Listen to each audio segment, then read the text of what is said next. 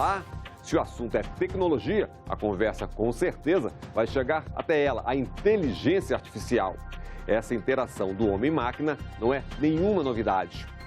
Aliás, os avanços sociais, econômicos, enfim, os caminhos da humanidade, até hoje, são pontuados pelo avanço da tecnologia. Mas e por que grandes empresas no mundo, e em particular no Brasil, pesquisadores, juristas e gente ligada ao mundo digital, estão neste momento com as atenções voltadas à inteligência artificial? É o que vamos saber a partir de agora.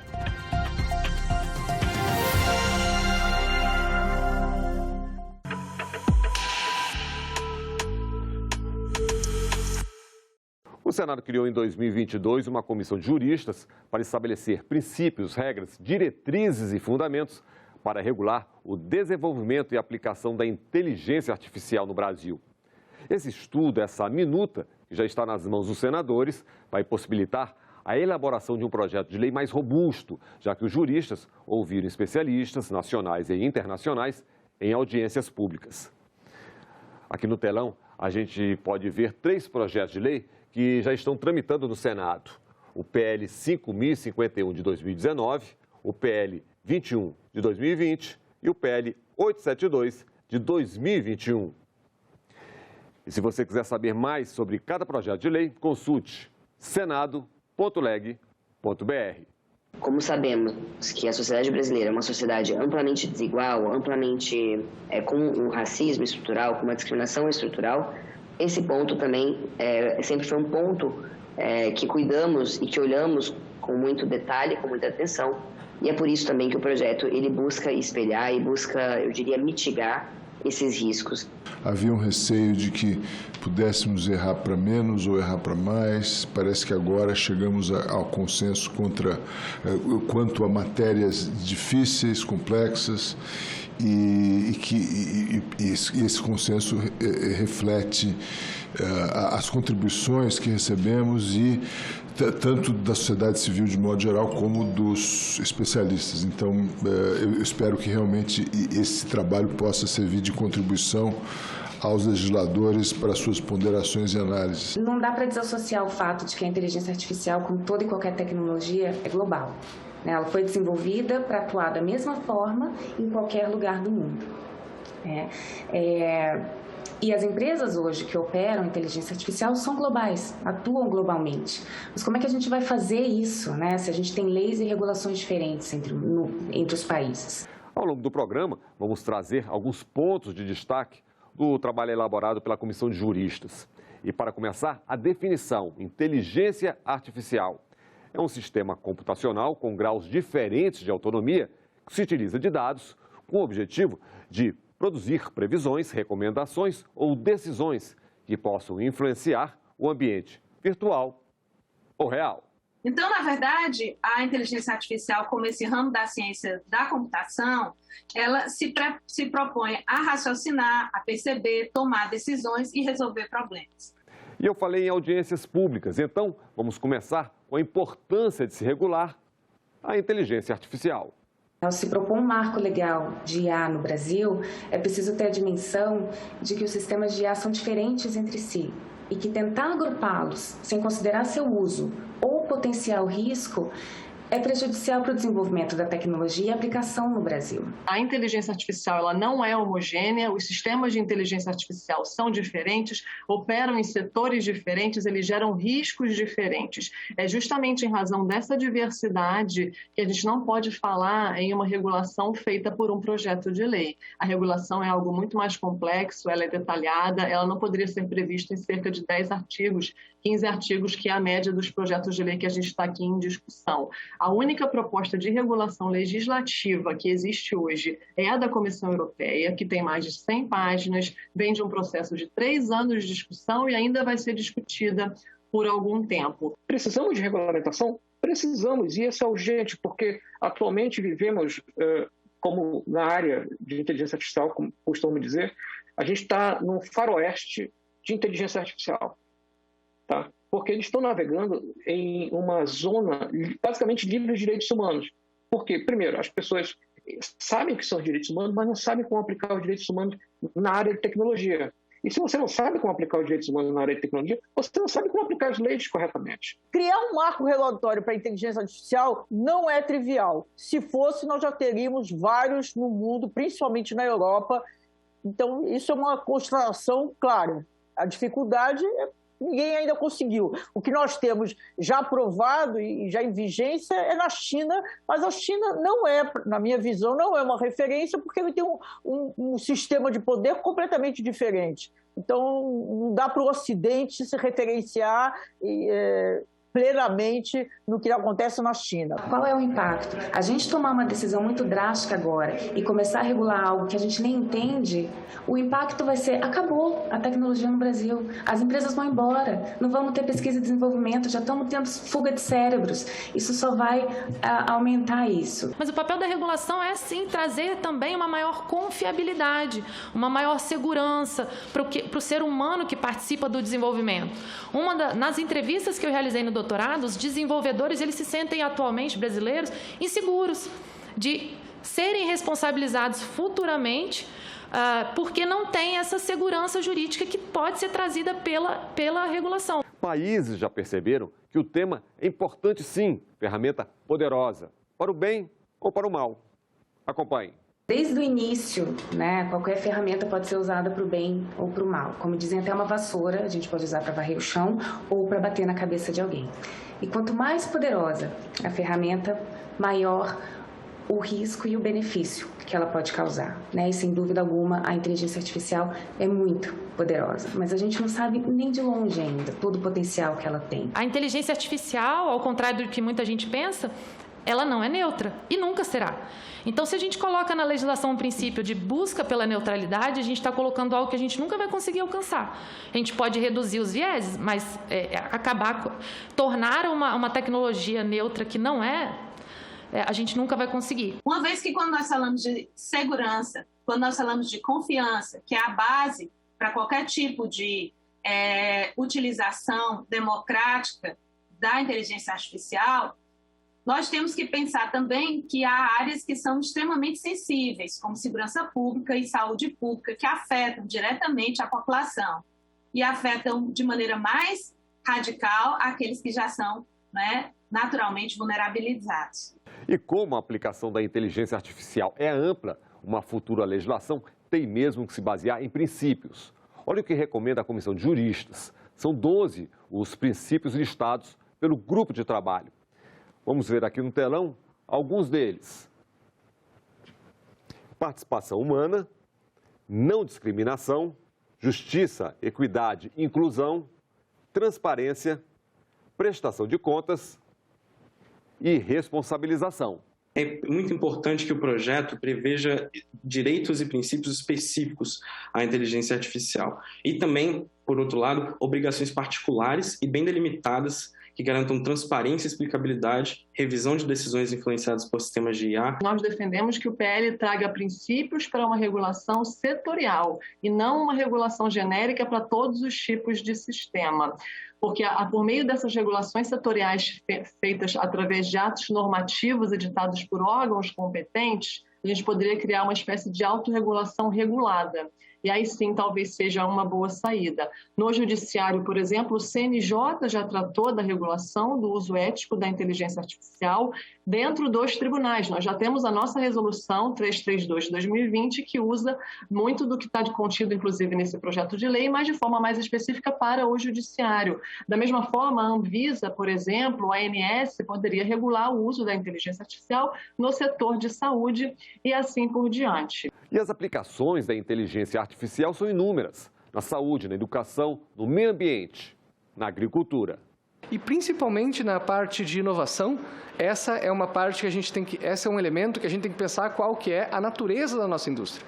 Talvez o agro seja uma das indústrias que mereça ser incentivada com inteligência artificial. Está economicamente disponível, está uma necessidade associada ao clima e As aplicações de inteligência artificiais são inúmeras. Também é possível fazer estímulos por isenções fiscais, então projetos de inteligência artificial que resolvam problemas sociais tipicamente brasileiros, por exemplo, dores da coletividade, estímulos a políticas públicas de inteligência artificial para o futuro verde digital. A gente viu aí a tragédia recente de Petrópolis.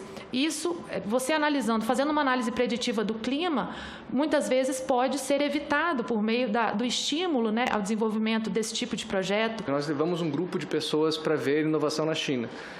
A inovação era bem simples, era uma garagem de ônibus e criaram 2 máquinas robôs. Uma das máquinas olhava o pneu, ela simplesmente tinha uma câmera e fazia reconhecimento de superfície para olhar o pneu. A diferença disso é de que, em vez de você verificar os pneus das frotas a cada 6 meses, você via toda semana. A economia de combustível era de 40%.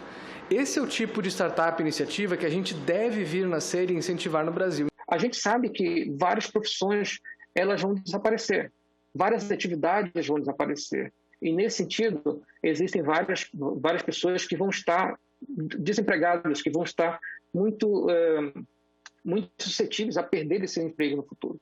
Como é que a gente pega essas pessoas e leva para os trabalhos do futuro? Qual o objetivo de um marco legal de IA no Brasil? Onde é que o Brasil quer chegar com a tecnologia? E aí aqui eu imagino que seja criar um ambiente propício para a inovação, criar um ambiente que ofereça segurança jurídica para as empresas investirem na tecnologia, para que haja pesquisa e desenvolvimento, para que o Brasil se insira nas cadeias globais de valor, para que a sociedade tenha confiança de usar o máximo que a tecnologia tem a oferecer, porque são inúmeros os benefícios da inteligência artificial. Então, eu acho que, em suma, seria beneficiar todo mundo, sociedade, setor privado, governo, academia, todo mundo tem que se beneficiar de um marco legal de inteligência artificial. E agora eu queria chamar uma atenção especial ainda para a área de saúde. Um exemplo prático: a utilização da inteligência artificial para o combate ao câncer. Aqui eu adoro usar o exemplo da Linda. A Linda é um exame inteligente que detecta câncer de mama. Então, enquanto a gente tem o nosso sistema de saúde pública precário, sem mamógrafos, com uma fila gigantesca de mulheres tentando fazer o exame a mamografia para detectar câncer de mama, a Linda usa a inteligência artificial para analisar imagens que são capturadas com sensor infravermelho, baseados num banco de dados com mais de 5 milhões de informações, para auxiliar o médico a dar o diagnóstico se há ou não a hipótese de câncer de mama, com uma porcentagem de acerto incrível. Assim, esse benefício social, para a sociedade, por conta do sistema de saúde, para a própria mulher que está ali angustiada, que não consegue fazer o exame, enfim, é inúmero. E a Linda já está sendo usada hoje em diversas prefeituras e está na fase final de registro da Anvisa. Quando a Lore falar, esse sistema foi aprovado pela Anvisa, por exemplo, mas que critérios a gente tem, por exemplo, para aprovar um sistema? E se esse tipo de decisão não são o tipo de decisões, por exemplo, que devem ser gerais de sistemas de inteligência artificial para a gente ter o que a gente chama de confiança, de inteligência artificial, ou se cada agência vai fazer o seu e a gente não vai ter um sistema geral em relação à confiança, porque isso é essencial. E vamos colocar o judiciário nessa história. Você sabia que o judiciário é atuante quando o assunto é inteligência artificial? E uma lei bem regulada pode evitar contestações na justiça, a chamada judicialização da inteligência artificial. A gente tem que tomar cuidado com cada uma das palavras que estão nessa lei, porque se não conseguir ser bem objetivo, a gente gera um problema que vai desembocar no judiciário. A gente não vai ter só 80 senadores decidindo, a gente vai ter 18 mil juízes brasileiros decidindo a questão. E aí vai ser uma insegurança jurídica bastante evidente. Embora muitos não saibam, no serviço público é o judiciário que está na vanguarda do uso da tecnologia, à frente do legislativo e à frente do executivo. E é certamente um dos judiciários do mundo mais inovadores nessa área. Nós temos hoje mais de 60 sistemas de inteligência artificial em uso no judiciário. E qual o risco de um sistema de inteligência artificial? Depende de como ele foi classificado. Vamos ver alguns. Inteligência artificial para controle de trânsito, capacidade de endividamento das pessoas, sistemas biométricos de investigação, Aplicações na área da saúde, veículos autônomos, são considerados de alto risco. E quando a implementação e o uso de sistemas de inteligência artificial ficam proibidos. Entre os riscos classificados como excessivos, destacam-se a avaliação, classificação ou ranqueamento de pessoas com base no comportamento social ou em atributos da personalidade. Existem certos tipos de aplicações que devem ser banidas, ponto. Ou seja, temos que fazer uma análise de risco? Temos, mas existem certas que têm que ser banidas. Vocês vão querer, por exemplo, permitir o desenvolvimento de sistemas que manipulem pessoas? Isso é algo extremamente importante, porque além de poder afetar diretamente a democracia, vai afetar, por exemplo, de repente, a educação de crianças. É uma sugestão que eu acho que todos estão de acordo, é consensual a abordagem baseada em níveis de risco, né? Ponderando sobre a probabilidade da criação do risco e a gravidade dos eventuais riscos sobre o usuário lesado. Será que queremos, por exemplo, que um sistema consiga dizer que uma pessoa deve ou não receber uma vaga na UTI? Quem deve decidir isso é um especialista humano, porque ele tem a visão geral sobre o problema e não um sistema computacional que é muito limitado em termos de dados e que pode ser contaminado com uma série de fatores. Por exemplo, ruídos externos, uma base de dados mal elaborada, um acesso de um hacker contaminando essa base de dados. A União Europeia ela faz um movimento também e tem essa pretensão de se tornar pioneira na produção legislativa de controle de dados pessoais, né? Primeiro com o controle de dados pessoais e depois agora a mesma pretensão de se tornar pioneira com a regulação da inteligência artificial, numa abordagem que, a meu ver, assertivamente é baseada em riscos. Quando a União Europeia faz a regulação dela, ela define pelo menos 4 categorias.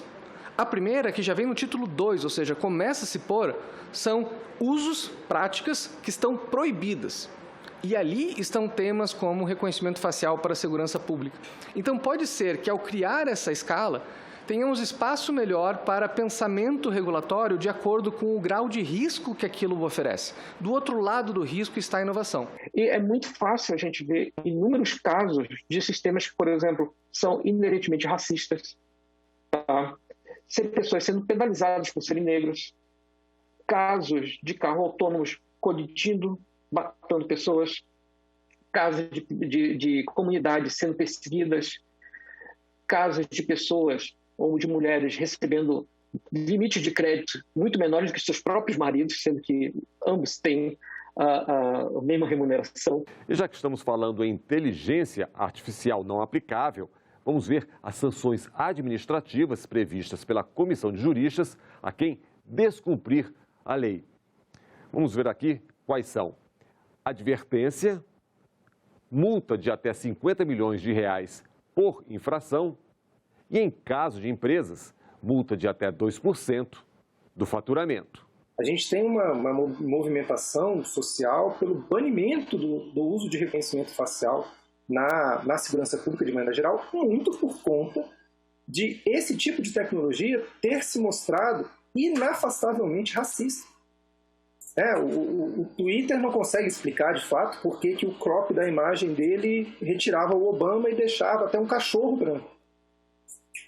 Se ele não consegue explicar, ele tem que não oferecer essa ferramenta. É essa a ideia da explicabilidade. Se você não consegue explicar por que a sua ferramenta comete uma discriminação, ela não pode ser oferecida para o público. Agora, a transparência dos dados, a ética na inteligência artificial, a responsabilização. E aí, a importância da transparência, considerando como aquela tecnologia foi desenvolvida, como aquela tecnologia evoluiu, como ela tomou uma decisão e qual foi a implicação que ela teve na sociedade. Iniciativa privada que faz parceria com o serviço público, ou judiciário em especial, o sigilo da fonte deles, o sigilo comercial, a fonte mesmo, o código-fonte, a gente torna eles abertos para fins de controle, de transparência, de auditoria do judiciário. É o equilíbrio que a gente encontrou por hora. Deve haver regras para o mapeamento de riscos, sob pena de tornar-se a legislação uma carta de princípios, uma carta de conselhos, mas também deve haver o reconhecimento de limitações necessárias às consequências negativas que a inteligência artificial pode trazer. A inteligência artificial, da forma que nós estamos falando, né, ela não se refere a um setor específico. As agências que controlam são agências que trabalham setorialmente, a Anvisa, a Anatel, a Agência Nacional de Águas. Então, a inteligência artificial ela é transversal a todas essas agências, tá? Isso dificulta a implementação de um órgão centralizado. Na educação e na capacitação humana, eu entendo que o projeto, além da inserção de programação na educação básica, também insira disciplina de ética nos cursos de tecnologia. O fornecedor da tecnologia, particularmente no Brasil, não é necessariamente o desenvolvedor dos algoritmos de IA. Em geral, uma empresa, uma startup que acessa o sistema desenvolvido por terceiro e os adapta e comercializa para o usuário intermediário, que é gestor de escola, gestor de centro de saúde, gestor de empresa, gestor de banco, os gestores em geral. Então, essa separação, essa qualificação distinta entre quem é o desenvolvedor e quem é o fornecedor é muito importante. Quando se fala em impor limites éticos à inteligência artificial, mais uma vez, a gente parte da premissa que são, sim, muitas etapas em que o ser humano participa. Desde a escolha do ente desenvolvedor, da respectiva equipe, da gestão e escolha da base de dados que será utilizada, até o desenvolvimento, o próprio desenvolvimento do algoritmo, o controle dos riscos e a aferição também da acurácia ou da qualidade dos resultados e medição do modelo produzido. Quem que é o destinatário dessa transparência? É para utilizar, é para fazer uma definição que um leigo entenda ou é para fazer uma definição daquele sistema que só pessoas técnicas possam entender? Como vão ser colocadas em práticas, por exemplo, obrigações de transparência? Será que, por exemplo, num sistema de reconhecimento facial, o acesso à informação, a informação que se necessita compreender é a mesma de um sistema de recomendação de conteúdo de uma rede social, por exemplo? E como disseram os nossos especialistas, a inteligência artificial não vai resolver os problemas da sociedade, nem substituir a capacidade humana, mas também não pode permitir discriminações, intolerância. E a gente tem que assumir um compromisso de ser antirracista. Então, porque senão vai se reproduzir o racismo que vai estar nos bancos de dados, né? Se a gente for pegar banco de dados de prisão, a gente vai ter racismo. Se for reproduzir esse dado para poder dizer onde que tem que ter mais policiamento, a gente vai invariavelmente reproduzir o racismo. Então, é importante que a gente tenha essa regulamentação, mesmo que de uma certa forma, tá? Algumas pessoas digam, mas isso vai engessar a inovação. De uma maneira, pode até parecer que está engessando a inovação, mas não necessariamente está engessando. Porque você está dizendo o seguinte, olha, eu não vou pôr em risco a vida de pessoas. Tá? A vida de uma pessoa ela é muito mais importante do que a inovação por si só. E se as companhias seguirem o desenvolvimento responsável, elas vão continuar desenvolvendo algo que vai agregar valor à sociedade. E não vai simplesmente machucar, ferir, denegrir, pessoas. Qualquer regulamentação tem que focar no que é mais prioritário. Então, tem que ter foco, tem que ter uma perspectiva realista, né?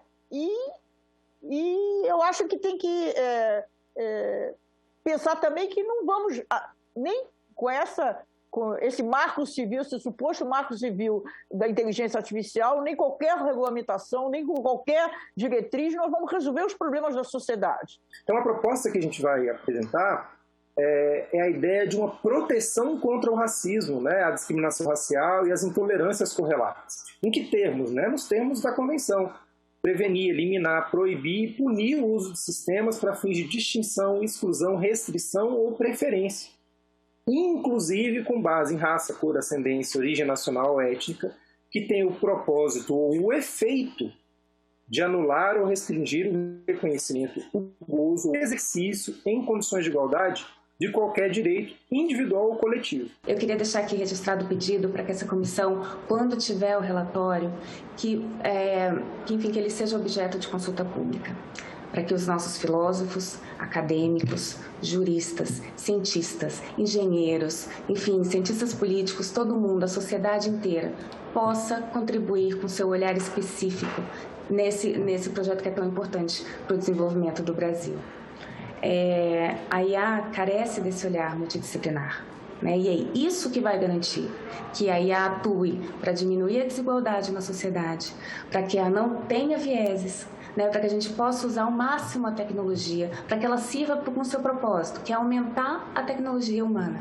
Não substituir, aumentar, para nos auxiliar de forma ética, responsável e sempre focado no humano.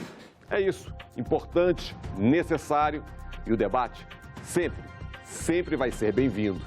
O Em Discussão fica por aqui. Até o nosso próximo programa.